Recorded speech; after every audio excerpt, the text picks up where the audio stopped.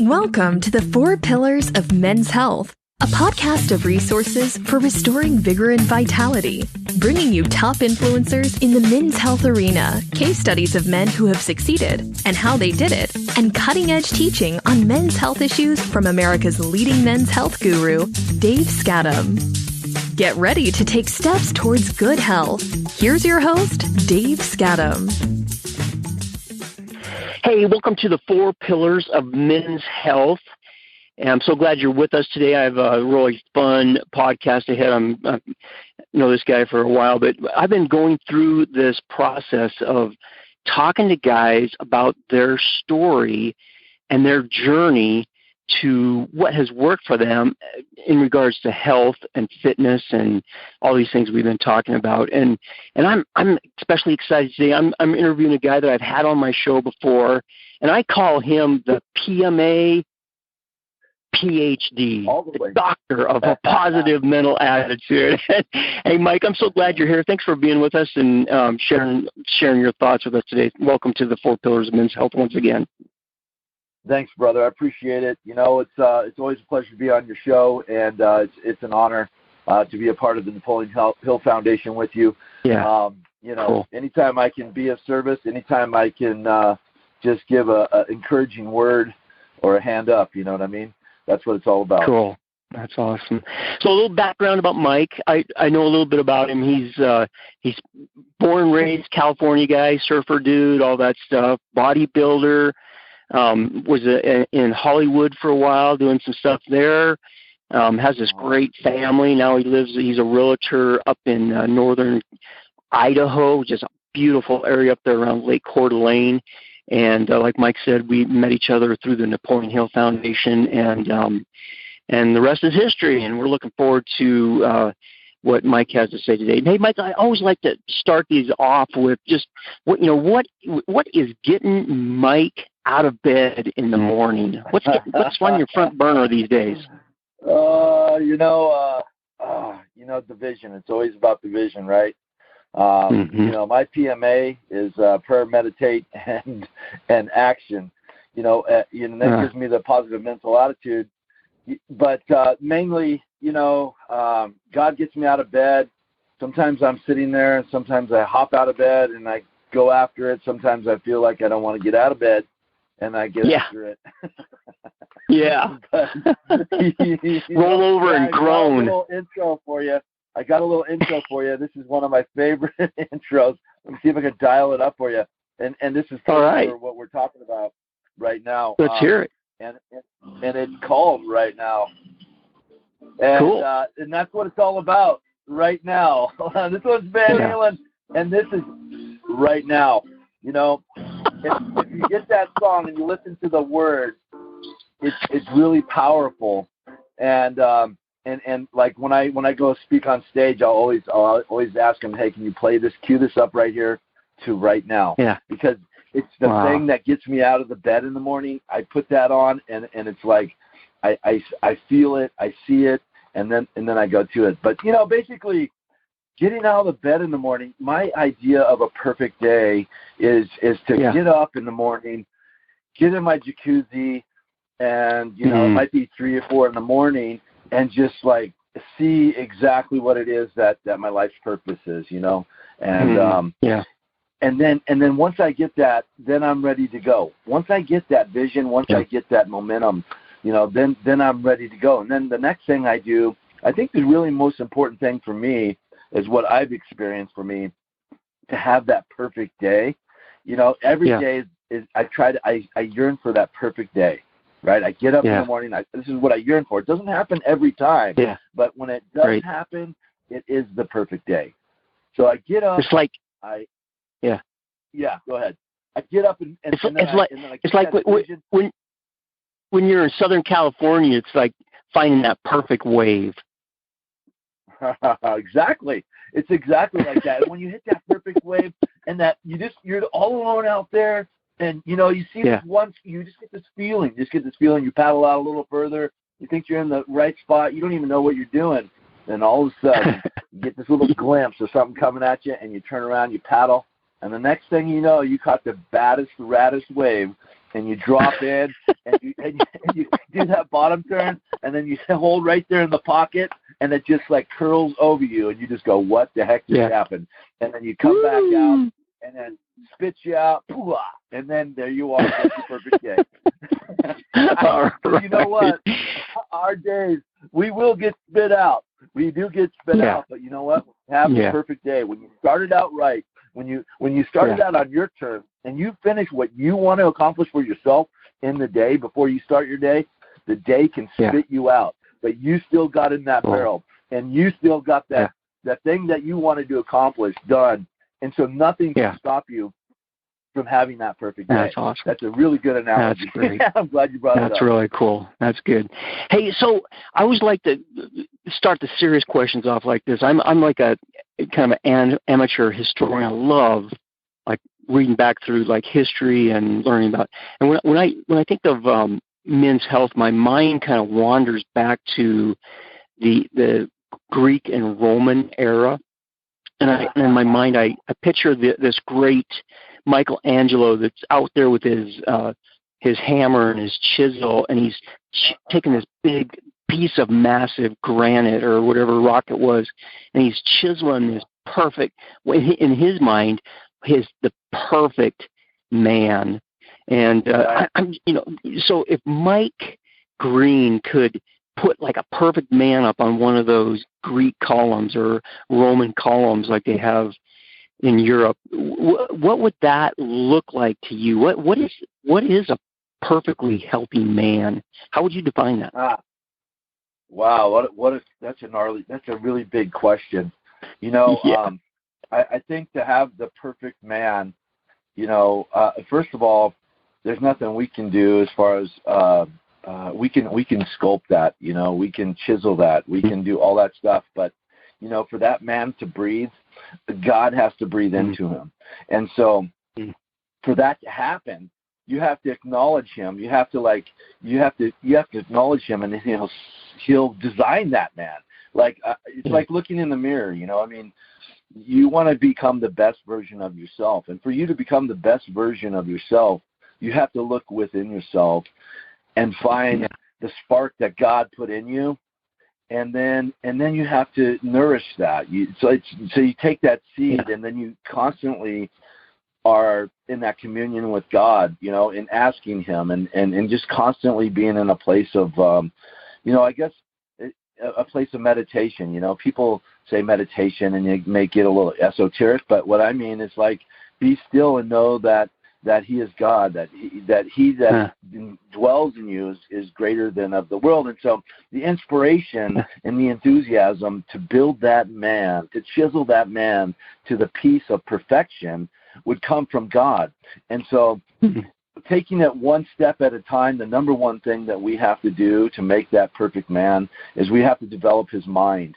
Because if we don't develop his mind and chisel his mind and cut out all the negative thinking and cut out all the things that somebody had spoken into that person in a negative way, with overriding now, not taking away, but overriding, because it's in the overriding of the thoughts. It's not taking away, because we can't focus on the reverse of an idea.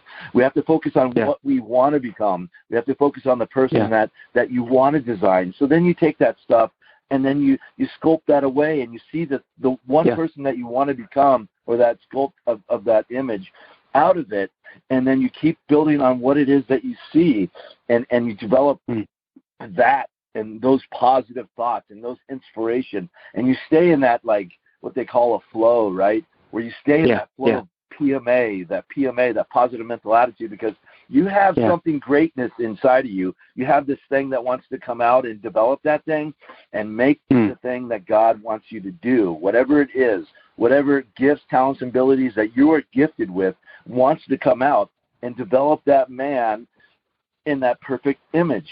And that's when you do that, you feel on top of the world. You feel like, the highest of the highs, because you're doing exactly what you want to do, and you're in that place where you're supposed to be, and you can feel it.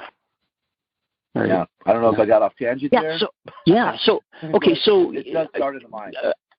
Yeah, I asked you, your idea of a perfect man. So you brought up this, this idea of God breathing in you and creating energy and those kinds of things. So what do you say? I know there's a lot of people out there listening that aren't like lined up with that.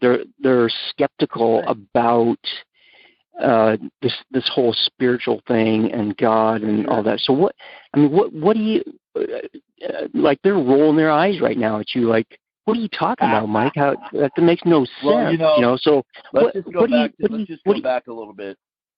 Yeah. Back when I always say kid, Mm-hmm. and I'm talking about 14, somewhere around there. Yeah. At some point in your life, you could be sitting on a jetty and thinking, God, what? You don't even say God. You just say, what's out there? You're looking up at the stars, and you're seeing those stars, and you're going, well, who made those? Is there something greater than us? Is there an infinite being? There's got to be something out there, man. This is too cool. I mean, how did this even come about? And so it's just that little thing, that little thought. And when you say something like that, and you ask the universe, you ask God, whatever you want to call it at that point, you say to reveal yourself, or are you real? Are you really out there? Is this? Am I just imagining this, or is this something that somebody created? But when you ask that, I think that God reveals himself to you in a way that will touch you, whether it's your heart or your soul. And so then it's a different path. I mean, then all of a sudden things open up to you. You see things that you never had seen before. Your eyes are open, your ears are open. You see things, and things will happen to you. And maybe circumstances will you might be in a circumstance, and then all of a sudden something will speak to you directly. And that's how it was for me. And I wasn't raised in a Christian home. I wasn't, I was out. My mom and dad said, you know what, we're going to do an experiment with this boy.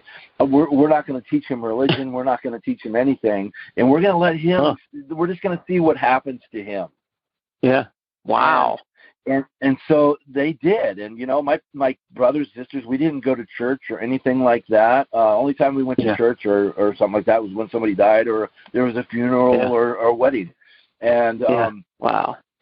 And so it was more of a journey on my own to really, maybe because of surfing and being around the ocean, I could see things that were just incredible. It's kind of like living in the mountains, I mean, you see these rivers and these lakes, and you see these birds and these animals that are just like, okay, something's bigger than this, and so that's where it starts. And, like you might be in a place in your life where you're at a crossroads.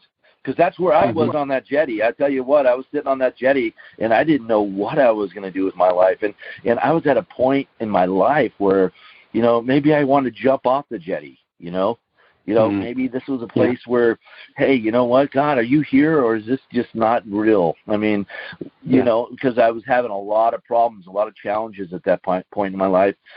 And so that's where things really started to develop in my life, in my spiritual walk, I guess, because after that, I did go to juvenile hall, and somebody asked to pray with me, and I'm like, go away, I don't know what you're talking about. Stay over there. I'll stay on my side of the room. And then, things, one thing led to another. That's when I ended up getting, well, I'll tell you real quick, I know, because this is a really big point in my life when I look back now. And that's when that kid asked me that, I thought he was crazy. Just like you were talking about, right? You were just talking about that, like somebody might think you're crazy for thinking like that. And that's exactly the way I felt. And so then like a week went by, and I go, you know what? I need a prayer or something. This guy has something that he has that I need. Hey, maybe you could pray for me. He says, yeah, I got enough prayers to cover both of us. And so I don't even remember what he prayed for, but I just, honestly, I just remember this. I remember walking out of that door at juvenile hall, and the big door slammed, and my dad was out there waiting in the car. And I got in the car, and he's sitting there all stern looking at me, and I'm like, he's going, Mike, what's up? He's like, what do you want to do with your life? And I'm like, I don't know, Dad. I just know one thing. I don't want to come back here ever again, and I don't want to pick up weeds anymore. just like that. And I'm serious. And tracking weeds on the weekend, every weekend for a long time. And anyway, so he goes, okay, Mike, okay. Well, you know what? Listen to this. And he takes a dentist, Dr. Dennis Waitley, psychology winning. I have it here in my office with me still to this day. And he plugs it into his 1979 Firebird car with the cassette deck, plops it in there and says, you're going to listen to this then. And it's a psychology winning. Wow. And I'm like, what is that, Dad? Just put some AC/DC on or something. Come on, man. I just got out. You know? And he's like, no, you're going to listen to this. And it was about a half an hour ride home. And so I was like, okay, Dad, whatever you say. And so I listened to it. And then all of a sudden, with about 10 minutes, man, something clicked, dude. I mean, something clicked. You know, maybe it was like, you're at a turning point in your life, you know, it's your time for decision, you know, and what are you going to do with it? You're responsible. And, you know, you become what you think about. I mean, there was all this stuff that was in there that just like caught my attention. And I'm like, wow, this guy knows his stuff. This is real. Wow. And, you know, I talked to Dennis Wade. He's a good friend of mine. And, really? You know, I mean, and I'm part of his beta testing on a lot of his stuff. Wow. But he's a super guy. He's 90 years old. And, really? I think he's 90 this year. He'll be 90 this year. Same age as my dad. And, and he said, you know, when I wrote that program, The Psychology of Winning, he said, you know, I was going through one of the hardest times of my life. I was going through a divorce. I had 5 kids, and I was raising them myself. And, you know, and Earl Nightingale discovered him through, you know, Nightingale Conant.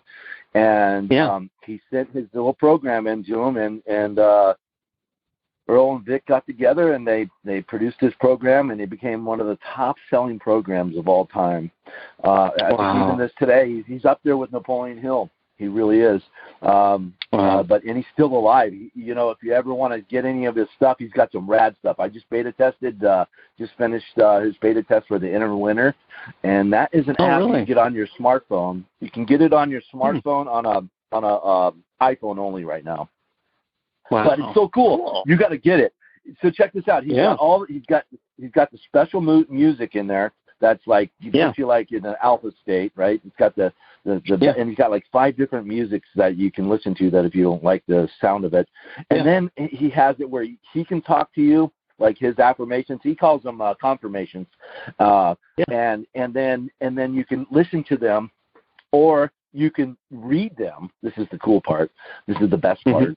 And you can read them, and then you can put that music that he has into it, and it's in your phone, and he has like, and they're like, you can listen to them over and over. So basically, it's about getting that vision, right? And then once you get that vision, then confirming that vision with your affirmation, with the confirmation of who you are.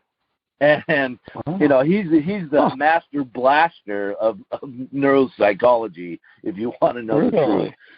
Him and his daughter, Deborah Waitley, they're good friends of mine. So check that out. I mean, I just tested it. What's the name of that app? It's called Inner Winner. And Inner Winner, and he was the one that changed my life. I mean, you know, I can say a lot for Napoleon Hill, okay? He was the second guy. When I listened to stuff, Napoleon Hill was my guy. I mean, that was the guy. Uncle Nap Hill was in my ear. And so, you know, Dennis Waitley's the one who really changed my life. And like I said, that was my church. Basically, that was renewing my mind. Was his words, you know, put into context to understand of becoming the person that I wanted to become. And then I had some friends come along. Some mentors that, you know, with bodybuilding. Because I was a big surfer, and all I wanted to do was be a professional surfer. And then a friend of mine introduced me to a bodybuilder. He's a champion bodybuilder. And I met his girlfriend, and I was like, wow, how do you get one of those? And he's like, come to the gym, you'll find out. And I'm like, all right, okay, whatever you say. hey, so we've been talking a lot about what makes a guy healthy. So let's flip this around a little bit. I'd like to see your perspective on, in your own life and kind of in your sphere of influence and the people you see. What do you think it is that makes guys unhealthy, or what's some of our biggest struggles that you see? And if you have any personal stories or whatever. I would say apathy is probably the enemy of men. I would say lack and laziness and anything that would be like where you're sitting on a chair and drinking a beer and you're not doing anything else but watching the TV. That is like the enemy of us. So for me, it's like, let me just tell you a story. Oh man, I'll tell you. Okay, listen, I don't work out because I'm an addict. I'm an addict to working out. Okay, I mean, I'll just admit it. I love working out. Yeah. And when I don't work out, oh dude, watch out. I'm a grumpy bear, man. Really? I don't, maybe my testosterone is up or something. But I'll tell you, it's when I work out, I get a natural high. When I think that God designed us. Cool. I think He designed us to be doing something, whether we're hiking, whether we're riding a bike, whether we're working on something with our hands, and we're putting physical energy and effort into it. I mean, if you look at the body, see, I love bodybuilding, right? Because the reason I love it is because I love to destroy my body. I love to go into the gym and just wreck my muscles. I love to go in and as hard as I can, for as long as I can until I'm done. Yeah. And then I know I did my job. But the thing that happens to me is that I feel so invigorated when they come back. Whatever we throw at it, our body will build it back. I mean, you have injuries and stuff like that. It's a little more difficult, but you can work around it. And I'll tell you, you got to work around it because it's the only thing that really bakes my mind where I feel I feel good. I feel good. I can talk to people. I can talk to anybody anytime, but it just makes me a lot happier. Yeah. You know what I mean? That's awesome. So, so like I said, it's like in the morning, my favorite thing to do is, and I like to get the stuff out of the way, so that way I can just work. And then if distractions happen, whatever comes my way, I don't have to think about, like, at the end of the day, which is very difficult to do, is work out because my energy level is zapped. And I like to work up. I like to wake up early, get it done. So meditation, the visualization, the quietness, and then working out, and then eating. And then once I'm done doing those things in the morning, dude, you can throw anything at me, and I feel like I've already won the lottery. You know what I mean? Where that's cool. I feel good. It doesn't matter. I stay calm. And there's a couple other things, like in the middle of the day. If you get, like, in the middle of the day, because the best program I can say is to do that in the morning, and then in the middle of the day, sit a time out and visualize what it is that you want to accomplish as you've already accomplished it, and get excited about it. And then at night, the same thing. And I'm telling you, things just happen. It's like the law of attraction. Things happen. And the people come into your life that need to be there, and the deals come into your life that need to be there, and things just happen. And that's like the perfect scenario. Everything else is like work, and everything else is like just whatever you do. But the things that really matter are those spiritual things that really will take you into a realm of, like, ecstasy and accomplishment, into the direction of your dreams, that destiny that you ultimately desire. And so that's the healthy part. So, like what you said, the question was, what's unhealthy and what's healthy, right? Yeah. I mean, that's pretty. So the healthiest thing you could do is, work out, walk around the block. Jim Rohn would say, start with an apple a day, walk around the block. Yeah. And you know what? Just getting out of the house and doing something like that will change your life. If you do it, you have to do it over and over, but just do it.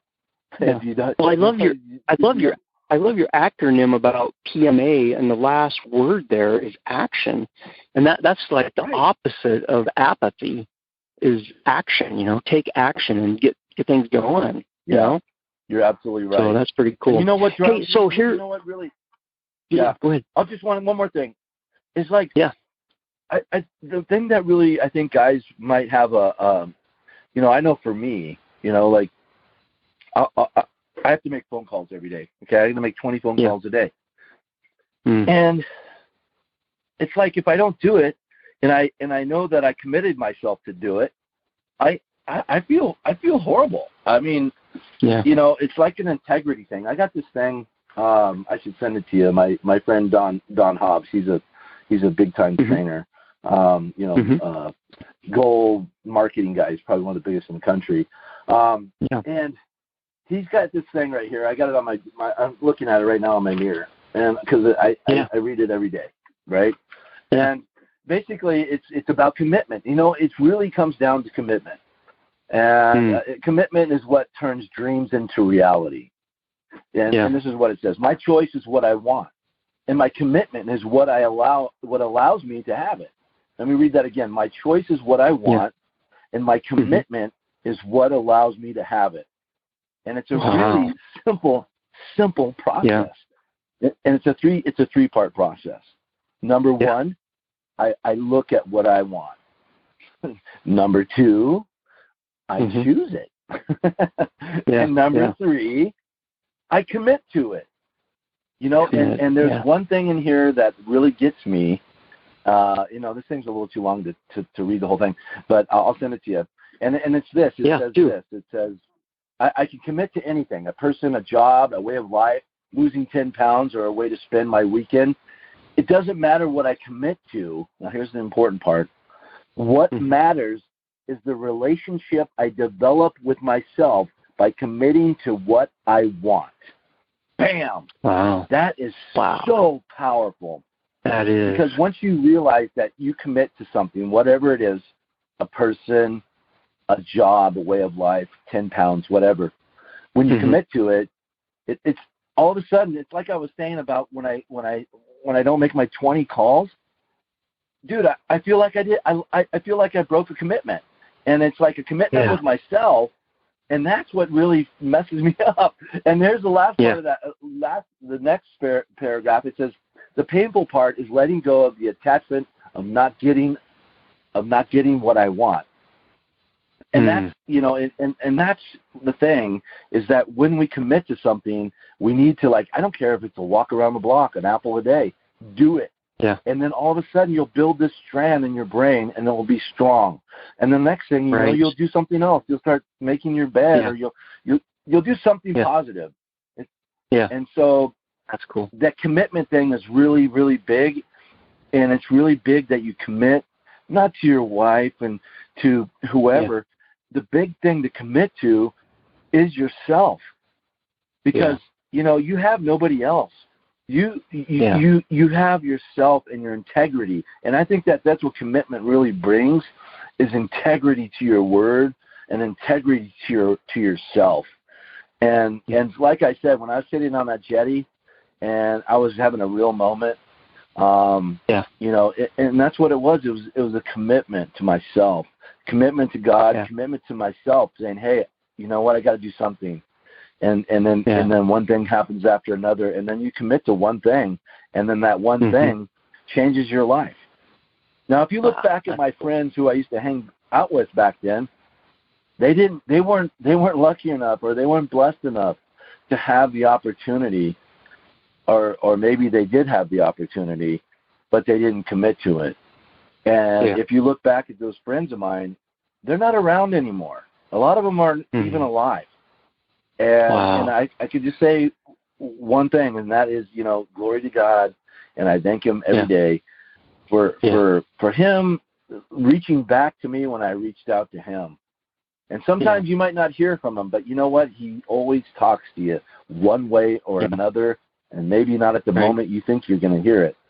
So you just got to keep that faith. Cool. Hey, I got two more things I want to ask you. The first one is, and you already gave us a pretty powerful story about the Eddie, and also that time with your dad walking out of juvie. But what if you look back over your life? And I'm just curious, maybe you covered it, and you can pass on this if you want to. But if you look back over your life, and when there was times when you're heading in one direction that maybe wasn't so healthy, and something happened, like either you met a person you read a book, a circumstance came up or whatever. Can you think of key times other than what you talked about in your life where something really dramatically happened, or maybe a slow process or whatever, something happened? One day you were going one way, the other day you were heading in another direction. What can you think of key times in your life when something like that happened? Okay. Well, we all have our plans, right? I mean, right. As a goal setter, as a junkie of self-development and all that stuff, right?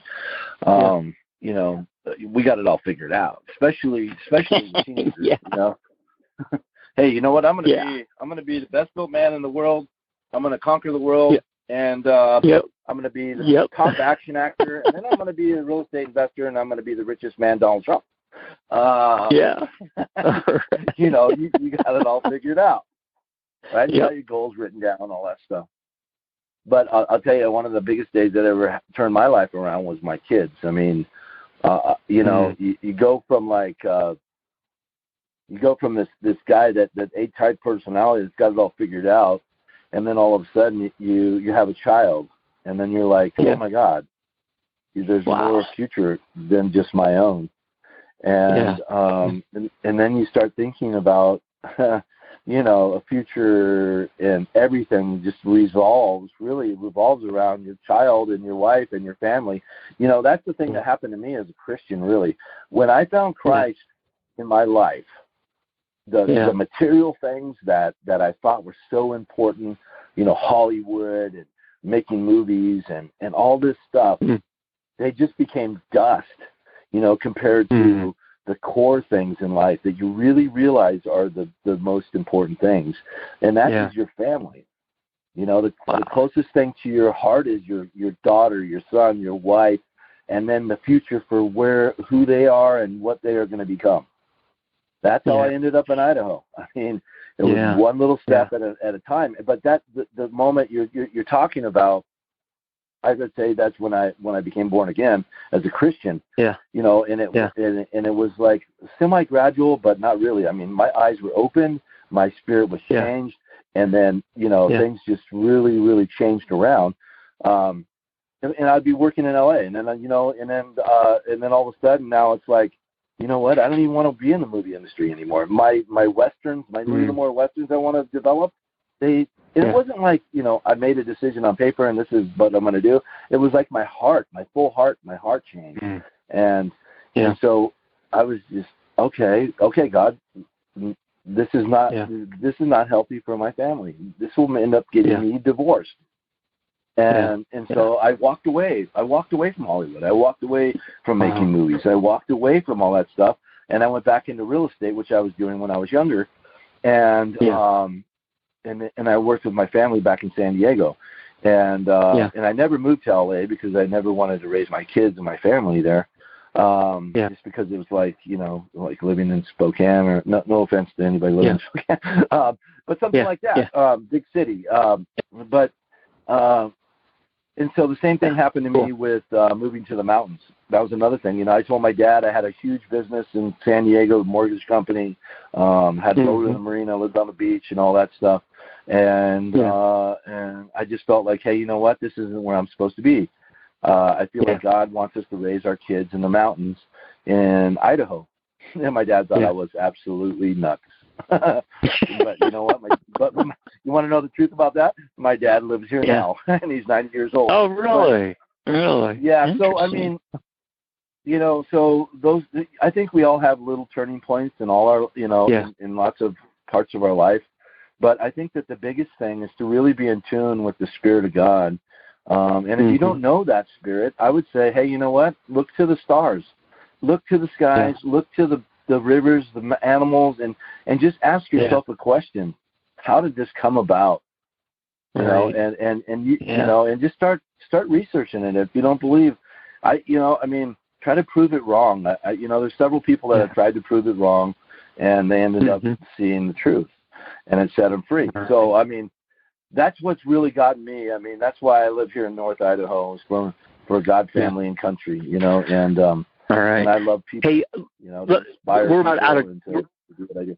Yeah, We're about out of time here, Mike. But let me finish this up with one grand finale question. So, Mike, okay. I have put a magic wand in your hand and a crown on your head. You are like the king of the world. You can do anything you want.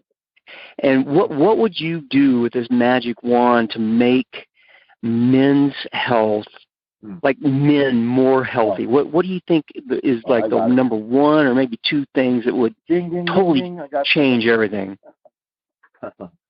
The number one thing I would do, and it's actually part of my purpose in life, and that is to dig into these men and into their hearts and pull out the key that opens the door to their life, and that's the key to their purpose.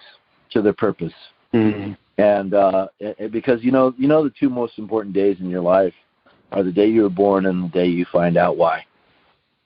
And that's good. That's the most important day you'll ever have. Yeah. Sometimes when you see your child when they're first born, I think that's one of those keys.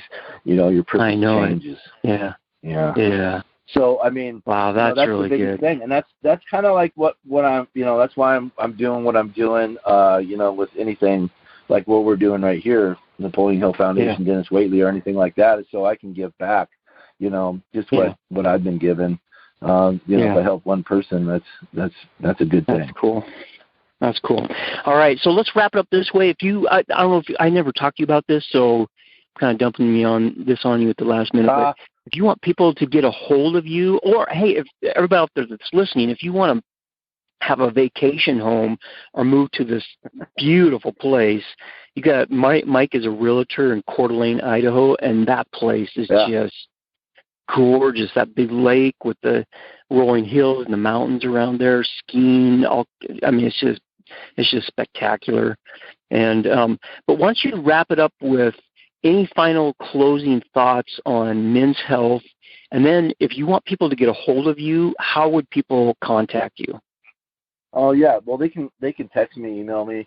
I'm here in Coeur d'Alene. I don't have an 800 number, but if you ever if you want to call me, I'm always available. And you can reach me on my cell phone directly at 208-818-3370. That's Mike Green and my number again is 208-818-3370. You can reach me by email. You can reach me on my email anytime. Z, it's really easy. It's just like my name. Z in front of my name. Z like zebra. Z Mike Green at Gmail. And that's with no E on the end. I'll put that in the show notes. Yeah, and if I'm always to help people discover their purpose. That's part of what I do. I have a good friend of mine, and I'm collaborating with them. Actually, my wife is right there right now, and they have it's called Brush Fires, and basically it helps people discover their purpose, and it really is intensive. It was an 8-week course that we were doing, just because it's so intensive, but it's very, very accurate. And right now we're doing it. I'm not there this weekend, but it's a 2-day course right now with Brush Fires Ministries, and it's taking it to the secular as well. But it's really about your purpose and what God designed you for. But yeah, and so you got my number there. If anybody wants help with that, I'm always open to do that. I haven't set up a website or anything like that. I just help people one at a time, that kind of thing. Because I run a business. I run a couple businesses as well. But I always make time for people that are put in my path. You've been listening to the 4 Pillars of Men's Health with Dave Skattum. To learn more about the resources mentioned on today's show or listen to past episodes, visit the4pillarsofmenshealth.com.